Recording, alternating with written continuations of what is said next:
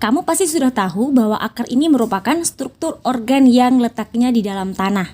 Struktur dari akar ini dapat dilihat secara morfologi atau dari luar dan anatomi atau dari dalam.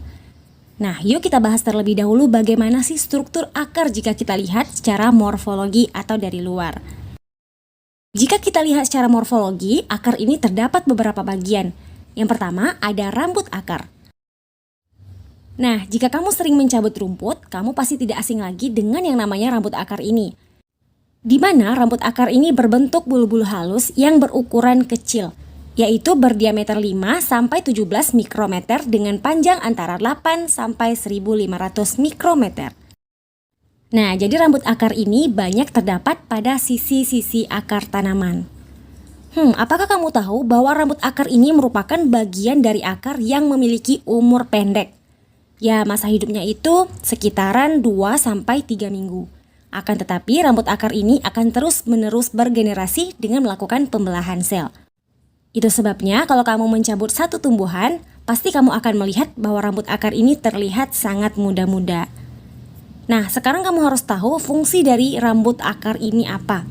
Dimana yang pertama, rambut akar ini berfungsi untuk mencari celah antar partikel tanah, kemudian mempermudah proses penyerapan air dan mineral hara yang ada di dalam tanah, lalu mencegah organisme bakteri berbahaya masuk ke dalam tanah melalui pembuluh silam. Nah, selanjutnya yang kedua ada batang akar. Batang akar ini merupakan batang yang terletak antara pangkal akar dan juga ujung akar. Nah, di batang akar inilah tempat rambut-rambut akar akan tumbuh. Yang ketiga ada ujung akar. Ujung akar pada batang ini merupakan bagian yang muda pada akar yang berbentuk seperti tunas. Nah, ujung akar ini akan terus-menerus beregenerasi kemudian akan berganti akar baru ketika sudah mati. Nah, yang terakhir ada tudung akar atau kaliptra. Tudung akar ini merupakan bagian dari akar yang sangat kuat. Kenapa demikian? Nah, karena tudung akar ini mampu menerobos beberapa lapisan tanah yang terbilang sangat keras. Nah, tudung akar ini terletak paling ujung, di mana tudung akar ini terdapat pada tanaman monokotil dan juga pada dikotil. Nah, itulah tadi pembahasan mengenai struktur akar secara morfologi. Yuk sekarang kita bahas bagaimana struktur akar jika dilihat secara anatomi atau dari dalam. Nah, anatomi pada akar yang pertama itu terdapat epidermis. Epidermis ini merupakan lapisan terluar pada akar yang terdiri dari sel rapat dan kemudian dinding sel pada epidermis ini sangat tipis ya guys, sehingga bisa dilalui oleh air. Lalu yang kedua ada korteks.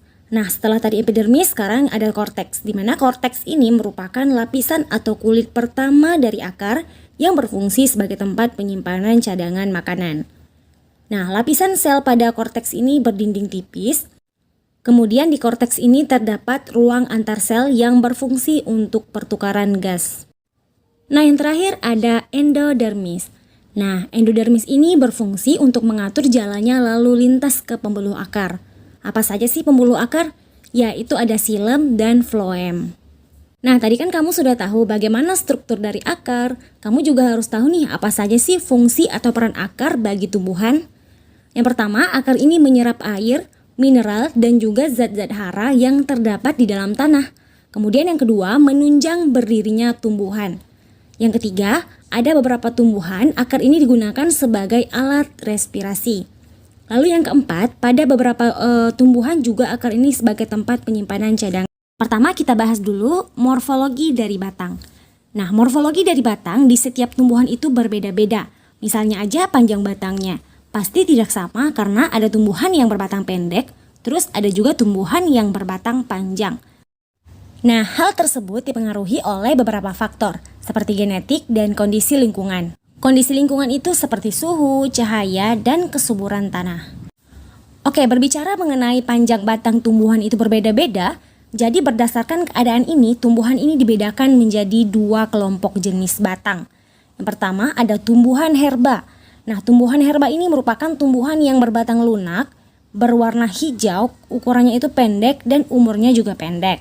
Contohnya tumbuhan kangkung, bayam, dan jagung. Nah, yang kedua ada tumbuhan berkayu. Nah, kebalikan nih, kalau tadi tumbuhan herba itu lunak, maka tumbuhan berkayu ini batangnya itu keras dan terdapat kulit kayu yang tebal. Kemudian, umur dari tumbuhan berkayu ini relatif panjang. Contohnya adalah tumbuhan rambutan, mangga, dan durian. Selanjutnya kita bahas tentang anatomi batang. Oke, kita bahas dulu epidermis pada batang. Epidermis pada batang ini terdiri dari satu sel yang tersusun rapat dan tidak berongga. Nah, di mana lapisan epidermis ini berperan sebagai lapisan pelindung lapisan yang ada di dalamnya. Yang kedua, ada korteks. Nah, korteks pada batang merupakan jaringan parenkim yang terdiri dari lapisan sel yang berdinding tipis. Korteks ini memiliki rongga-rongga antar sel yang berfungsi untuk pertukaran udara. Nah, apa fungsi dari korteks? Fungsinya adalah untuk menyimpan cadangan makanan. Selanjutnya ada stele. Stele pada batang merupakan bagian yang paling dalam pada batang, di mana di stele ini terdapat pembuluh angkut guys, yang namanya xilem dan floem. Nah, fungsi dari xilem pada batang adalah membawa zat-zat dan mineral dari akar menuju ke daun. Sedangkan fungsi dari floem adalah untuk menyalurkan hasil fotosintesis ke seluruh tubuh tumbuhan. Kira-kira apa ya fungsi batang bagi tumbuhan? Batang ini berfungsi sebagai organ lintasan air dan juga mineral yang diangkut oleh xilem dan floem. Lalu, sebagai pembentuk dan penyangga bagi tumbuhan. Dan pada beberapa tumbuhan, batang ini juga digunakan sebagai penyimpan cadangan makanan seperti tebu. Kenapa ya daun berwarna hijau? Nah, daun berwarna hijau itu karena kandungan kloroplas yang ada di dalam sel-sel daun.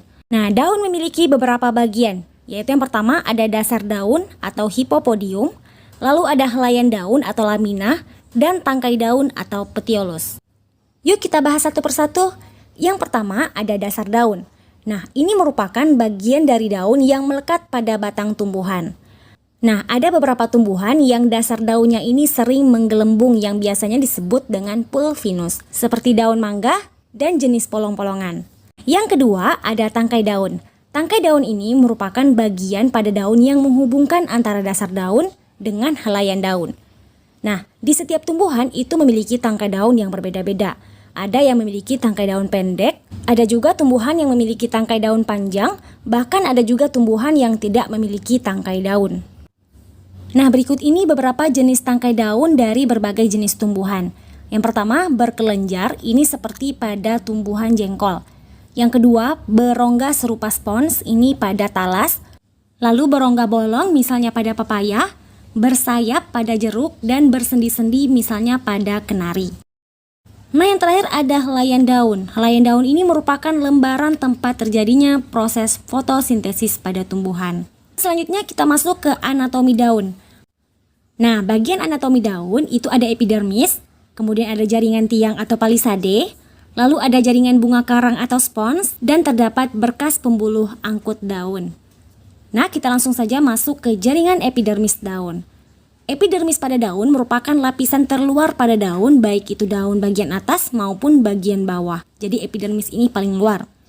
Nah, epidermis ini memiliki fungsi untuk melindungi bagian atas maupun bagian bawah dari sel yang ada pada daun. Di mana epidermis ini akan mencegah penguapan air yang berlebihan. Lalu jaringan epidermis ini memiliki lapisan lilin atau rambut halus. Nah, di antara sel-sel epidermis pada daun ini terdapat stomata yang memiliki fungsi untuk pertukaran gas. Nah, yang kedua ada jaringan tiang atau jaringan palisade. Jaringan palisade ini terletak di bawah jaringan epidermis, di mana jaringan ini merupakan sel-sel yang memiliki bentuk tegak, silindris, dan tersusun rapat. Kemudian pada jaringan palisade ini mengandung kloroplas dan terjadinya proses fotosintesis. Nah, yang ketiga ada jaringan bunga karang atau spons. Jaringan ini memiliki bentuk yang tidak teratur dan tidak rapat, yang berfungsi untuk menampung karbon dioksida untuk proses fotosintesis. Nah, yang terakhir ada berkas pembuluh angkut. Nah, berkas pembuluh angkut terdapat pada tulang-tulang daun, di mana bagian tersebut merupakan cabang dari silinder pusat batang.